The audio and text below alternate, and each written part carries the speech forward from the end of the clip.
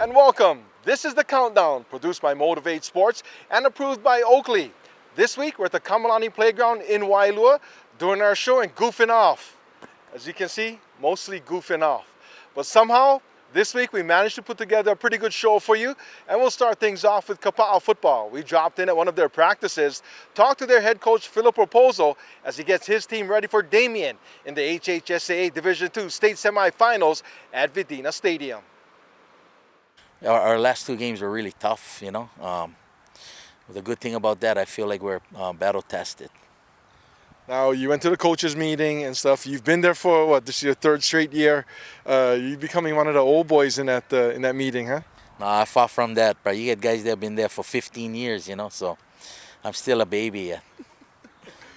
I hate to cheer for a team or pump up one team over another, but Wailua has got to be the Cinderella story of the season in high school football in Hawaii, huh? Oh, yeah. I got to see them play against Waipau in the OIA championship, and they're pretty good, man. It's not a fake thing, They're pretty good, especially on offense.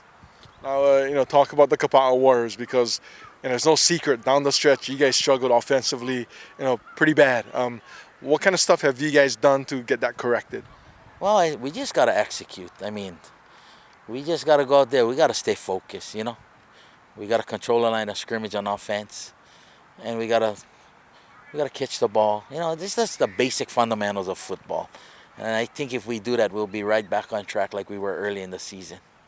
Now, what kind of stuff have you guys done during practice? Is it more film, more meetings, or more stuff, more dedicated stuff on the field to get the offense going again? No, we've been doing a lot of fundamentals, especially the last week, because, we didn't know what bracket we were in. So just got back to basics, film, of course, more on ourselves, correcting things, chalk talk, So, it's hard when you don't know who you're playing. You just got to get back to the fundamentals. The back part of the season, primarily you went with Te'ili Fonua as your quarterback. We're going to see more of that, or more of a rotation between he and Kurt? We're not even sure yet, I'll be honest, because Kurt helps us a lot out at receiver, you know what I mean? So, and Te'ili, he can do both also, but we're going to do whatever is best, gives us the best chance to win, So, and then we brought up our JV quarterback, who's doing really well right now. So, it's Kahanu Davis, So, we got three good guys now, and we're going to see what is best for the team. Defensively, finally somebody scored on a defense after, about 12 games, outside of the Radford game. I think people kind of feel, hey, we found the chink in the armor. I know Mikey takes that pretty personal, but how's the defense doing in this off period? Well, like I said, that may be a blessing in disguise, yeah. To go as long as we did without getting scored upon, it's almost unbelievable, and it's never going to stay that way. You're never going to go every season without being scored upon, But, we've made some adjustments. Coach Mike has come up with some new things, that will help us, and we're just working. Well, how does it feel to get back into the state championships after the rough season you guys had this year? It feels good. I'm excited, and I think we can take it all this year. Now, has the mentality of the team changed since the end of the season till now? Yes, we're starting to work a lot harder, stay focused, more practice, and we're starting to all come in and commit together. Now, the Warriors have been there 3 straight years. For most of these guys, they've also been there 3 straight years. We'd like to close out one of these years and get a title. How would that feel? It would feel amazing. I know it would feel good for all of us, especially our coaches. They work really hard and they push us every day, and it would feel amazing for all of us. All I can say is, go Kapaa, beat Damien.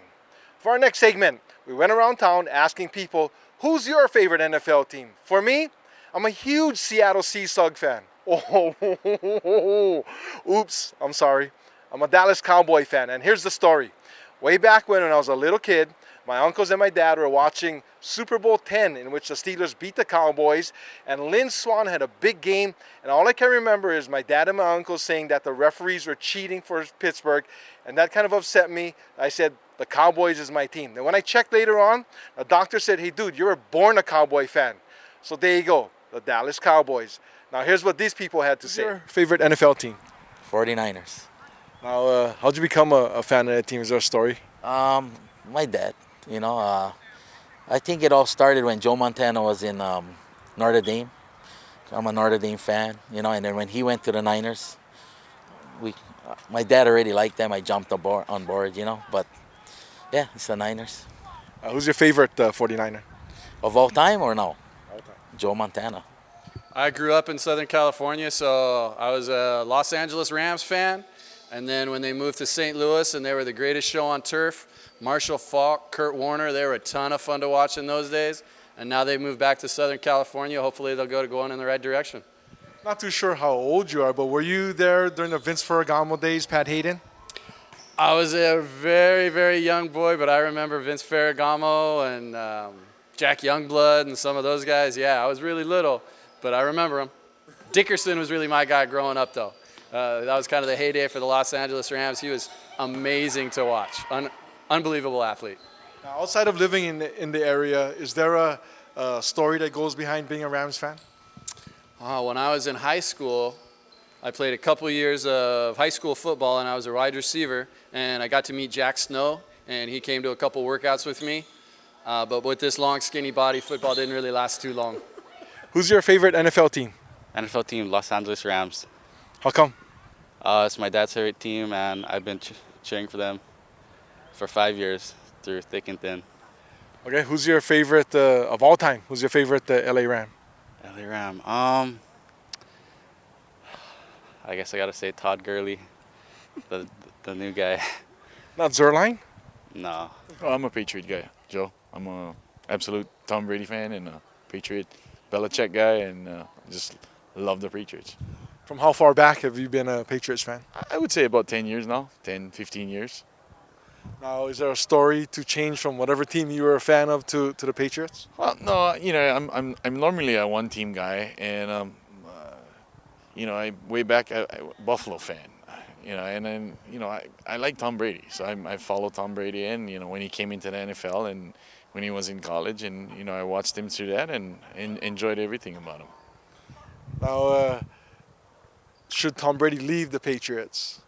Do you have a big decision, or are you going to stick with the Patriots? No, I'll probably hang with it. You know, I like Belichick, and Belichick retires, and you see what happens. I mean, you know, you got to like other teams too, like Dallas and stuff, but, you know, hey, I love the Patriots, so I'm going to follow the Patriots and see what happens this year, and hopefully they finish up on top of the NFL championship.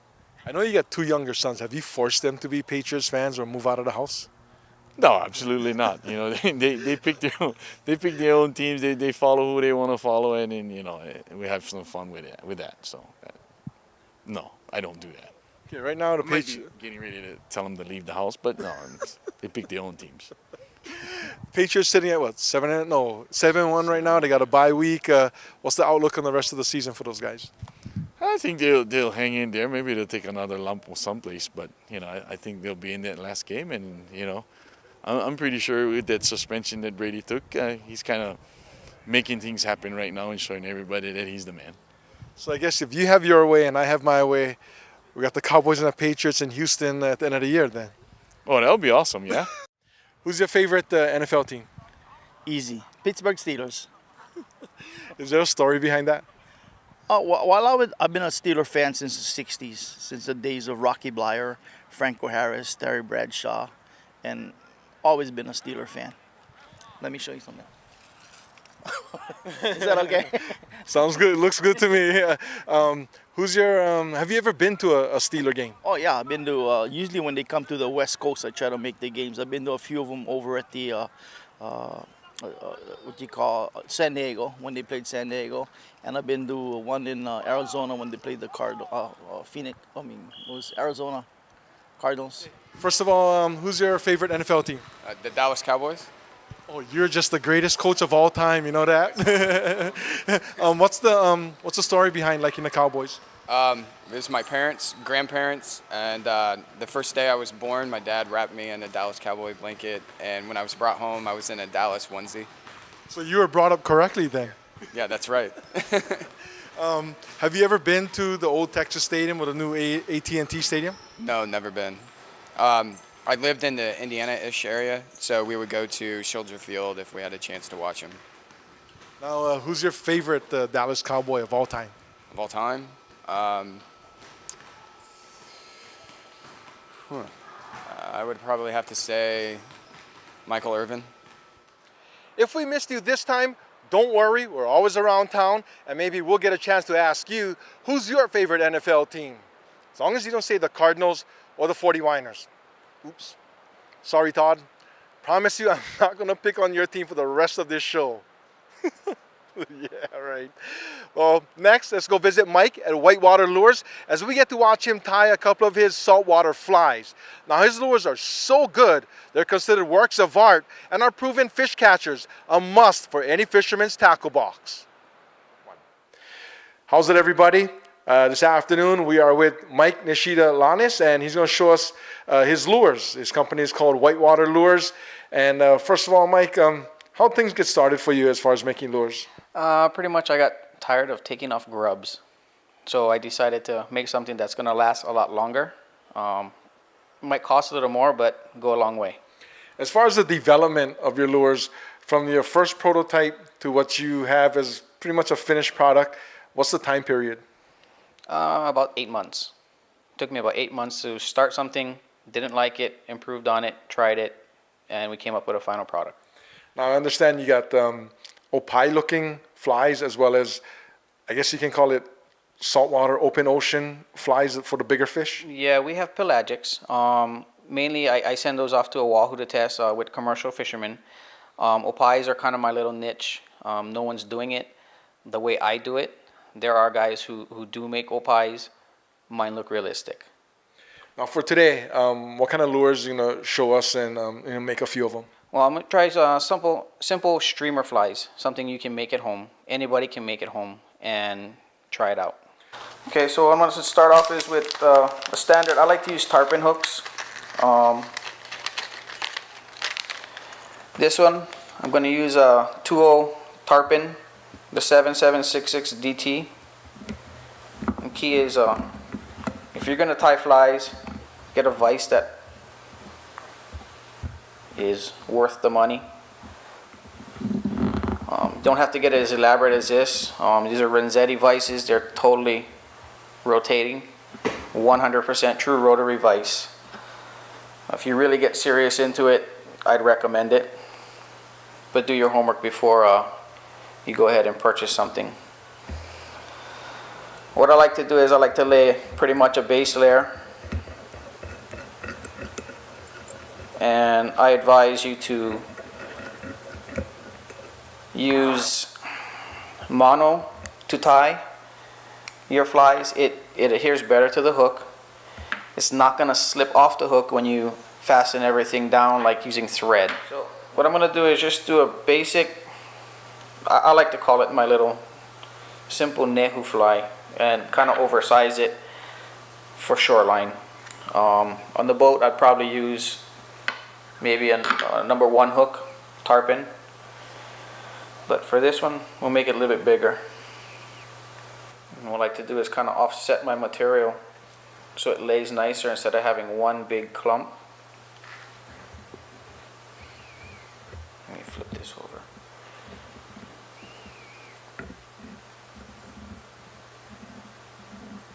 And don't worry, you can trim everything off afterwards.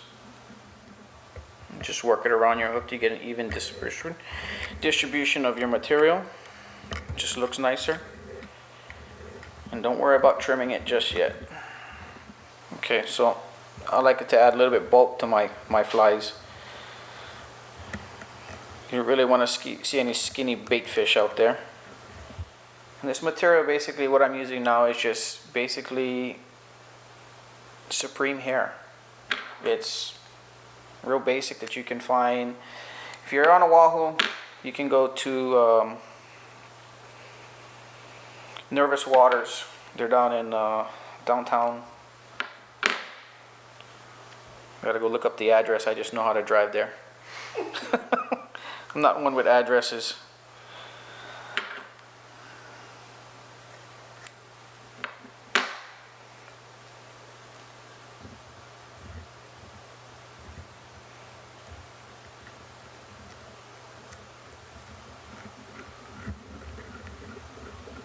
As you can see, the fly will start taking shape for you.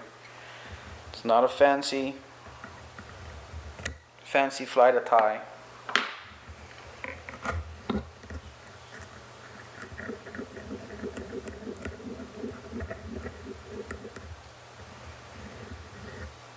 We'll clean this up afterwards.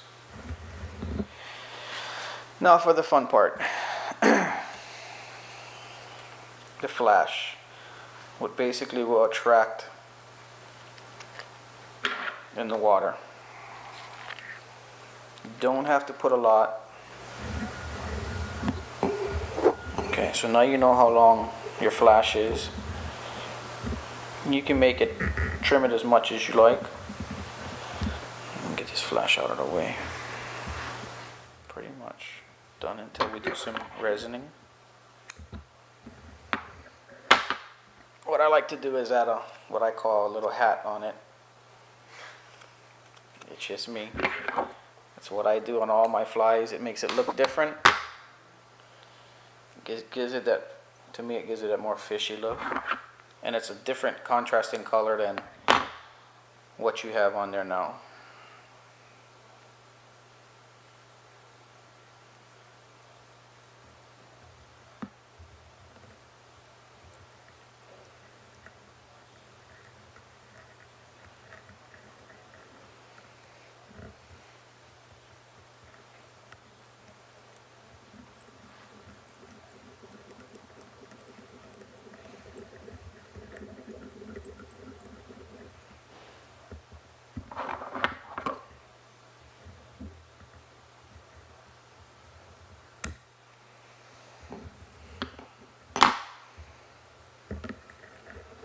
Just whip it.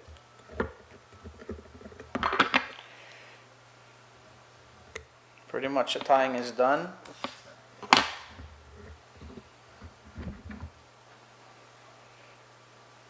We'll make sure it's evenly distributed around your hook. One last time before you finish it.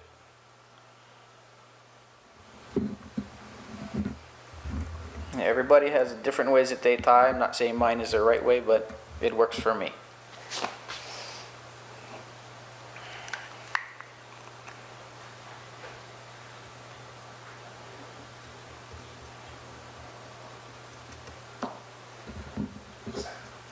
This is a little secret concoction I was given to me by the guys I get my resin from. There are similar products out there, but this one works really well.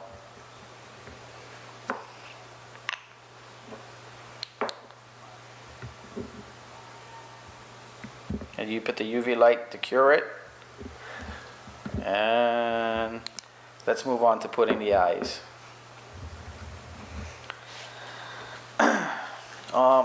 Your eyes can either make or break your fly.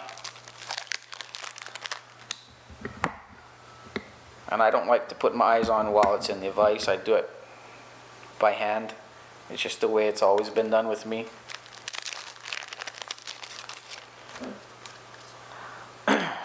I use most of my flies, I use the Living Eyes by Fish Skull. They're really nice eyes. And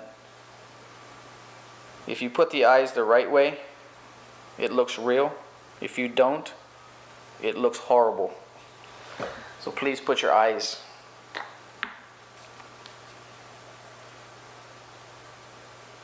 a way that it looks presentable. Now the eyes come in different sizes. I use a 10 millimeter just because the majority of my flies I do are pelagic. They're off, off the boat, off the kayak, for bigger fish.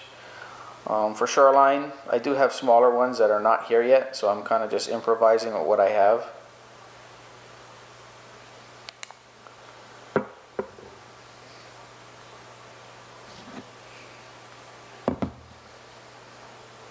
Put it back in the vise and finish it up. So as you can see, you pretty much have a basic shape to your fly. You can see the eyes, and it's just basically filling in the body now.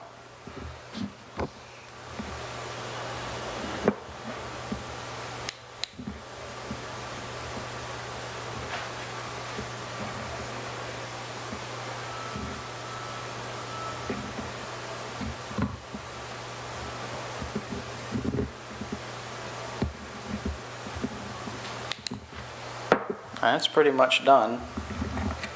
A little bit of trimming, but basically you got yourself a little bait fish. You can make it longer, shorter, whatever you desire, but they work. A big mahalo to Mike Nishida at Whitewater Lures. I'll give those flies a try as soon as we're done here. Well, we're not pow yet, so don't go nowhere. We saved the best for last. T-ball at the Waimea Canyon Park, the Hanapepe Youth Baseball Association's Tournament of Champions. And the shave ice was pretty good too. What's up, Kimo? How's it?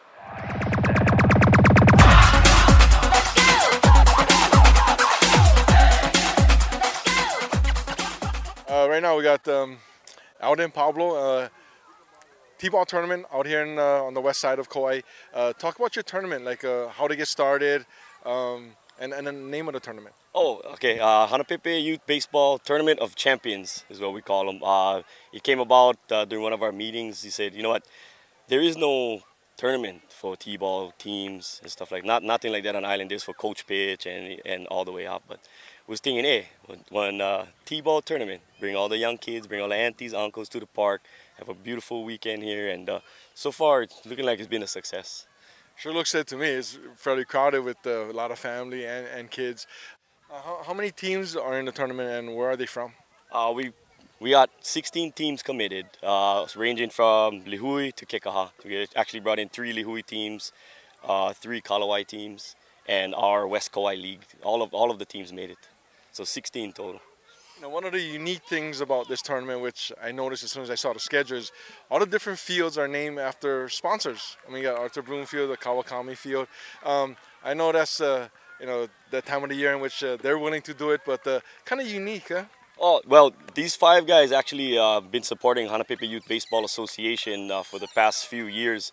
So, we rely on them, and because they help us out so much, we figure, why not let them sponsor some fields, put their name on them instead of calling it Field A, B, Field 1, Field 2. Is this a goodwill type of tournament, or is there like a tournament style tournament? Well, even though the name is Tournament of Champions, all these kids is champions. It's a goodwill style. We're not really keeping score, but you can get a good gauge on how your team doing before our season starts. So it's pretty good. So I know, obviously for you guys, kind of a gauge of where the West Side teams are. But I think you told me some of the other leagues, they're kind of ending right about now, so they can kind of see how good their kids got from beginning to end, right? Yep, exactly. Just bring them out and have some fun and just see, and we can also get ready for our upcoming league, so it's all good. Well, we're hoping that this can bring plenty of exposure to this tournament. We're trying to have it annually, so next year we're going to try to reach out even further and try to get more guys to come. And having a 20-team tournament would be unreal, but we can make it happen, man. Bring the teams, let's just do it. Well, thank you for your time, appreciate it. Right on, thanks, Solid, bro.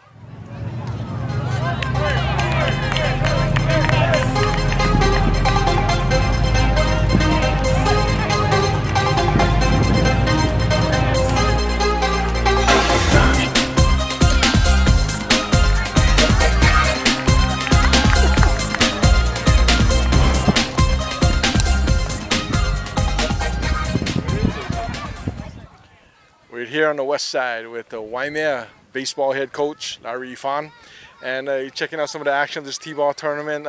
What's your role in the tournament? Well, our role this year, Ryan called us, when he put together this event, which is unbelievable event, a lot of participation for the kids at this age throughout the island. And he approached us to see if we wanted to, volunteer to to do the umpiring. And, we've done this in the past with the Kauai Pinto tournament. And it's a great opportunity for our kids to, get out there and see the other side of the game. You gave me a good reason why you're doing this with your boys, and maybe tell everybody else, because I would never approach it from the way you've brought that out. Well, and it started with our staff. When this first came about to do the Kauai tournament, we thought it was an unbelievable idea because you give these kids a chance to, see the views or the standpoint from the umpire standpoint. And, before you decide, now when you're a player and you're out there on the field, and before you decide to, question a call, you remember and put yourself back on how it was when you're umpiring at this age. And, it's not easy. You got to make a decision and a judgment call right there and then and live with it, whether it's right or wrong. I kind of thought it would be a great way to get your guys slowly into baseball mode, this early in the school year as you move into your tryouts and all that kind of stuff, right? Yeah, and you're absolutely right. It is, but it's also, aside, like I said, now they're not participating. They're not doing the physical aspect of it, but now they got to really think and, have the rules go through their head. Okay, what the situation is. Even at our level, you still got kids struggle with, okay, it's a force out. Is it a force out? Is it a fair ball? What constitutes a fair ball? So, no, it's a great way, like you said, also get them prepped and ready for season, but more mentally. I know it's T-ball and all that, but what do you think of the action? It's been exciting. A lot of good talent once again. Kauai, unbelievable talent for such a small population. At this age, you see a lot of participation. Just look at all the people that's out here. You got this age, you got grandmas, you got grandpas, you got aunties, uncles, moms, dads, brothers, sisters. Everybody comes out here, and it just brings a positive attitude to the game. You can stick with that story, because I think you're out here scouting talent. Yeah, the West Side has a lot of talent coming up. I just need to survive all these years.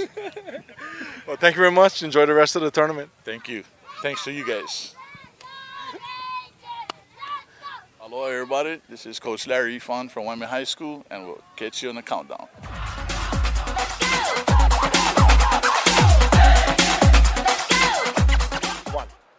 We had a lot of fun out there on the West Side watching those cute little kids play T-ball, boys and girls. Mahalo goes out to Alden Pablo and Coach Larry Ifan. If you've got questions, comments, or ideas for future segments in our show, drop us an email at thecountdownkauai@gmail.com.